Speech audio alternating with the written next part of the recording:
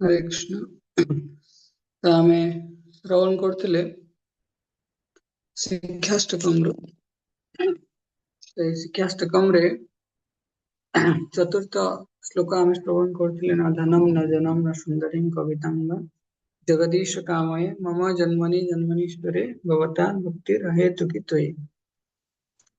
तो जो आम काली शुणिले आगुरी आम शुणी कि आमको 5 प्रकार भक्ति अवरोध अच्छी धन जन सुंदरी रमणी तापरे पुण्यर बल जहाँ आमको स्वर्ग इत्यादि सुख प्रदान करने आए तो मोक्ष काम। तो ये मोक्ष कामना तो ये सब जिन आमको त्याग करार अच्छी यदि आमको शुद्ध भक्ति अहेतुकी भक्ति करार अच्छी त्याग करार अच्छी। तेणु से आम शुणी कि भक्ति आभास यदि आम त्याग करूने ताले एटा कौन कह भक्तिर आभास बोली कह शुद्ध भक्ति कह नहीं। तो शुद्ध भक्तिर दुईटी भक्तिर दुईटी लक्षण गोटे स्वरूप लक्षण आ गए तटस्थ लक्षण। स्वरूप लक्षण है भक्तिर शुद्ध भक्तिर सार जो भगवान निमंते शुद्ध एवं निर्मल प्रेम थाए जहाँ निरवच्छिन्न थाए जहाँ निस्वार्थपर थाए। किंतु अपर पक्षरे तटस्थ लक्षण कौन ना भक्ति रे जो सब बाधा आसे से बाधा को आमको त्याग करार अच्छी से माध्यम भक्तिर जो आम संज्ञा जानती तो यहाँ तटस्थ लक्षण मैंने भक्ति माने यहाँ नुह भक्ति माने सेटा नुह। ओके तो श्लोक श्रवण करते अन्याभिलाषित शून्यम ज्ञान कर्मा ध्यानामृतम शुद्ध भक्ति क्या कह जाए ना जो अन्य कौन अभिलाष न विशेष करके कर्म कर्मकांडर जहाँ विधि अच्छी उद्देश्य अच्छी आ ज्ञान मोक्ष कामना करवा भगवान संगे लीन हो जो निष्काम ज्ञान अच्छी निर्विशेष ज्ञान निष्काम निर्विशेष ज्ञान अच्छी से सब कामना हमको मुक्त हबार अच्छी अनावरण करार अच्छी शुद्ध भक्ति करू अनावरण करार अच्छी। तेणु कर कौन अच्छी ना आनुकूल्यन कृष्ण अनुशीलनम अनुकूल भाव भगवान को भल पाइबा भगवत विज्ञान को जानिबा भगवान सेवा करवा यहाँ उत्तम भक्तिर लक्षण। ताहले उत्तम भक्ति ये उत्तम भक्ति द्वारा जीव संतोष विधान हुए जीवर हृदय संतुष्ट हुए। तेणु जो कहवा कि आमर आमको वास्तव में संतोष क्यों स्थान प्राप्त हम से होची शुद्ध भक्तिर भगवान सेवा करने द्वारा। तो किछिटा श्लोक शुणा भागवतम रु अन्य सवै पुंसां परो धर्मो यतो भक्तिरधोक्ष्यते अहेतुकी अप्रतिहता ययात्मा सुप्रसिद्धति। तो भगवान भक्त माने यही आशा रखती कि जीवन में लक्ष्य न थाए कि मु धन जन सुंदरी रमणी को केवल त्याग करी परंतु भगवान कृष्णकर निकट रे निष्ठापर भाव सेवा भगवान भक्त मैंने यहाँ जानती। तेणु जो ये श्लोक वर्णना कराई कि जीवर वास्तव धर्म जहाँ ताकू कोटि की लेकिन जाए ना भगवान कृष्णकर सेवा करने निमंते अधुक्षज माने भगवान अधुक्षज हरि तो भगवान सेवा करने निमंते प्रस्तुत कराए। तो सेवार लक्षण केमतिया ना निरवच्छिन्न भाव एवं निस्वार्थपर भाव अप्रतिहता अहेतुकी अप्रतिहता माने कौन प्रतिहत बाधा आसवनी अहेतुक कौन कारण नथिबो निस्वार्थपर भाव जीव जो कृष्णकर प्रेममयी सेवार नियुक्त हुए यहाँ ही जीवर धर्म। तो यहाँ गोल स्टेटमेंट। भगवान कपिल देव सुंदर भाव कहती कि केतेबेले निर्मल भक्ति अहेतुकी भक्ति निर्वलिक भक्ति केतेबेले आम हृदय प्रस्फुटित हुए प्रकाशित हुए केमिति आम जानिबा ये लिखा है मद्गुण स्मृति मात्रेण मयि सर्व गुहाशये मनोगतिरविच्छिन्ना यथा गंगा वसुंबुधो लक्षणं भक्ति योगस्य निर्गुणस्य हृदारतम् अहेतुक्यव्यवहिता या ଭକ୍ତି ପୁରୁଷୋତ୍ତମେ। ତ କହୁଛନ୍ତି ଗଙ୍ଗା ନଦୀ ଯେମିତି ଗଙ୍ଗା ନଦୀର ପ୍ରବାହ ସ୍ୱତଃପ୍ରବୃତ୍ତ ଭାବରେ ସମୁଦ୍ର ଆଡକୁ ପ୍ରବାହିତ ହେଇକି ସେ ଯାଏ, ସେମିତି ଶୁଦ୍ଧ ଭକ୍ତିରେ ଯୋଉ ଆନନ୍ଦ ଅଛି ତାହା ଭୌତିକ ଜଗତର କୌଣସି କଳମସର ପ୍ରଭାବରୁ ଅବରୋଧ ନ ହେଇକି ନିରନ୍ତର ଭାବରେ ଭଗବାନଙ୍କର ନିକଟକୁ ଭଗବାନଙ୍କର ସାନିଧ୍ୟ ପ୍ରାପ୍ତ କରିବା ପାଇଁ ଯାଏ। କିଏ ଯାଏ? ଶୁଦ୍ଧ ଭକ୍ତିରେ ଯୋଉ ଆମେ ଆନନ୍ଦ ପାଉଛେ, ସେ ଆନନ୍ଦର ସ୍ରୋତ, ଆନନ୍ଦ ଆଡ ଆନନ୍ଦ ଘନ ଭଗବାନ ଶ୍ରୀକୃଷ୍ଣ ଆଡକୁ ଯାଆନ୍ତି। ଅର୍ଥାତ୍ ଜୀବ ଆନନ୍ଦ ପ୍ରାପ୍ତ ହୁଏ, ପରମାନନ୍ଦ ପ୍ରାପ୍ତ ହୁଏ। ତ କେତେବେଳେ?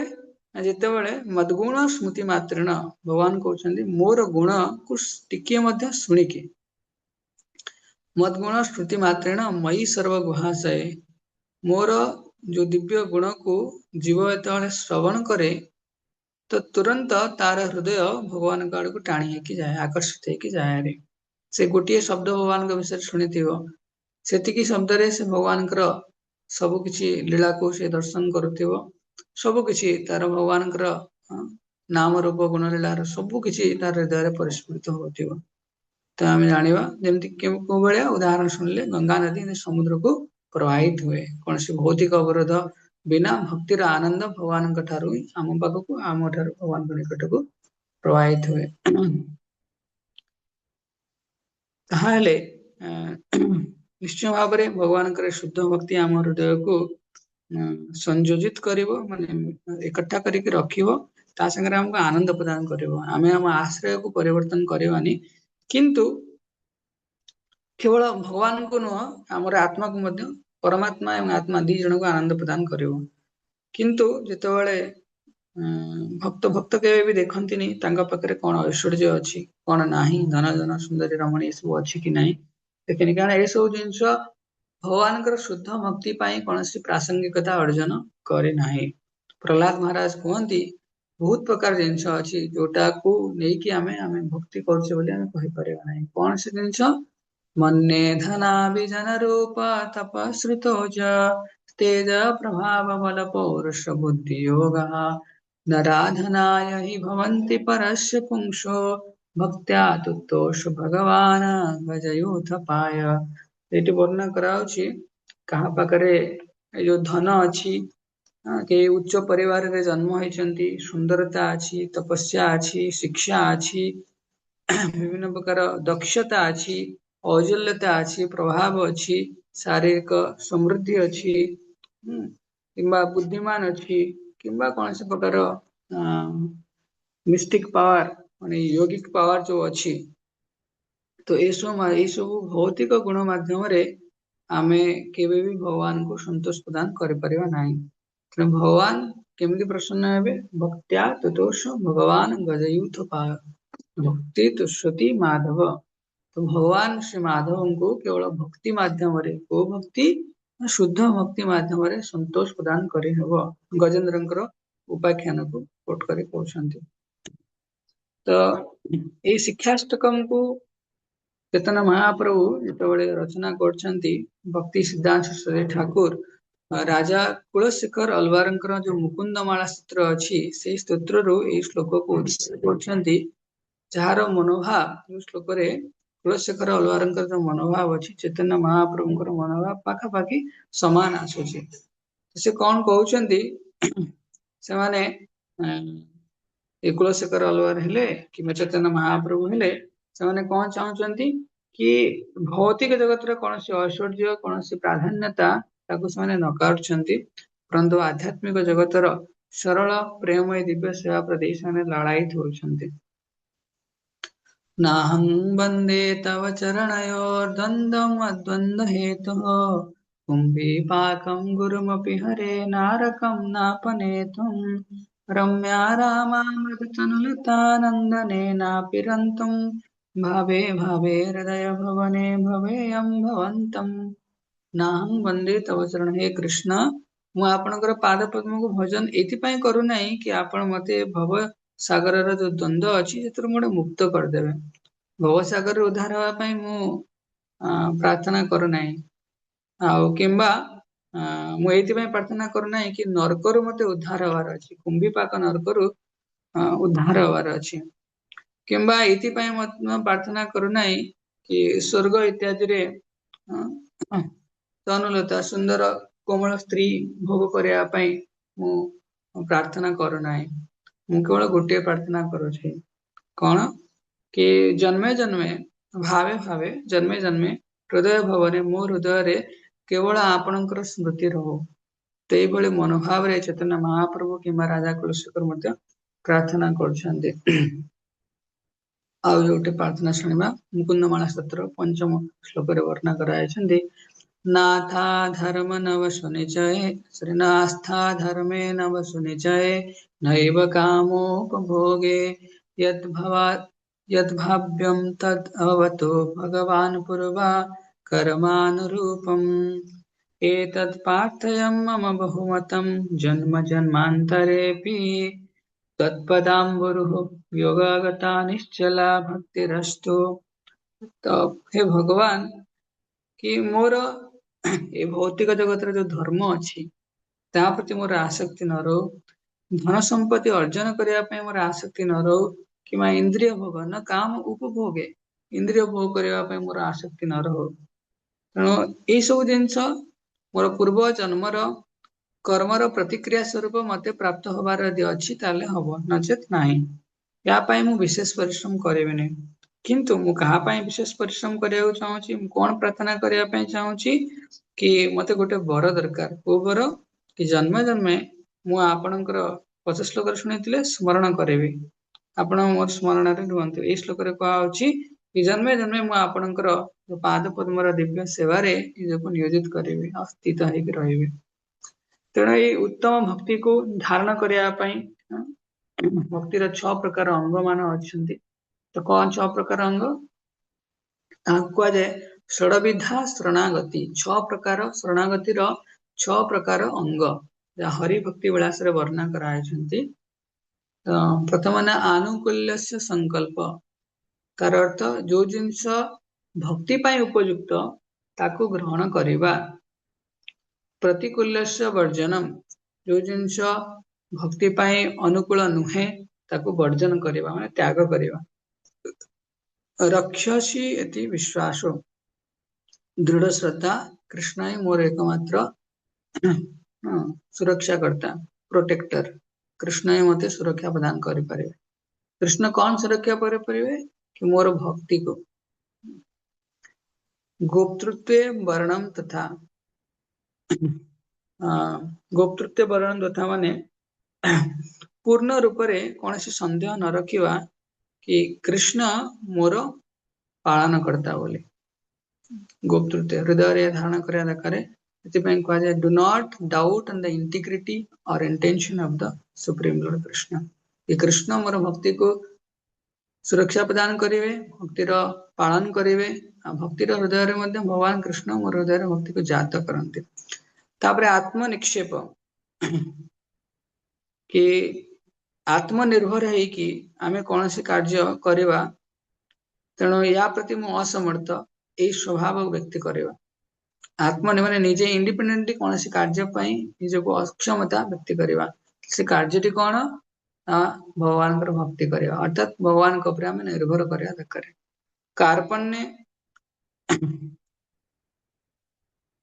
कि नम्रता, कार्पण्य अर्थात नम्रता कि निजको सबुठ नीच स्थिति रहे, निजको बहुत नीच स्थिति निजको दर्शन करिवा। आ भगवान महानता को हृदय स्वीकार करिवा, सेटा कृपण कार्पण्य। तेणु 6 प्रकार अछि, आनुकूल्य संकल्प, प्रतिकूल्य वर्जनम, रक्षसी इति विश्वास, गोप्तृत्व वर्णम, आत्मनिक्षेप, कार्पण्य। तेणु शिक्षाष्टकम रे एई 6 प्रकार भक्तिर जो अंग अछि ताको सुंदर भाव वर्णना कराइछि। प्रथम प्रथम जो रहिला अनुकूल संकल्प, प्रतिकूल वर्जनम, अनुकूल संकल्प आ द्वितीयटा को छाड़ी कि बाकी जो रहिला प्राय ता भीतर केतेक तृतीय नंबर श्लोक रे न धन तृणाद पिशुनि चैन तरर पिशैष्ण श्लोक रे वर्णना कराला कि एटा को हम ग्रहण करियार अछि, एटा ग्रहण करियार नाही बोली। आउ ए श्लोक रे विशेष करी कि प्रतिकूल्य वर्जन 5 प्रकार जिनस भक्ति आमर अवरोध आने त्याग कर वर्णन कराई। तेणु निश्चय भाव तो ये आम 4 नंबर श्लोकर आम बुझिले ये समाप्त करुचे। या परे आम केमी कंप्लीट डेडिकेशन ने भगवान सेवक मनोभाव रही सेवा करवा आम शुणा अई नंद तनुज इत्यादि श्रवण कर। ठीक है। श्री श्री शिक्षाष्टकम की जय, श्री चैतन्य महाप्रभु की जय, समवेत गौर भक्तवृंद की जय। हरे कृष्ण। निश्चय भाव में आज भगवद गीता सेशन आम संध्या बेले भगवद गीता श्रवण करवा। हरे कृष्ण। कृष्ण प्रभु। हरे कृष्ण। तनुर्नाम हरे कृष्ण। कहतु शुद्ध भक्ति कहले माने केमती शुद्ध भक्ति माने प्रॉपर माने केमती जाने शुद्ध भक्ति वर्ड कहीं जाने तो देखो ये अच्छे शुद्ध भक्तिर लक्षण अन्याभिलाषित शून्यम ज्ञान कर्मादि अनावृतम आनुकूल्य कृष्ण भक्तिरोत्तम भक्ति शुद्ध भक्ति निर्वलिक भक्ति ये सब जिनस शुद्ध भक्ति जाए।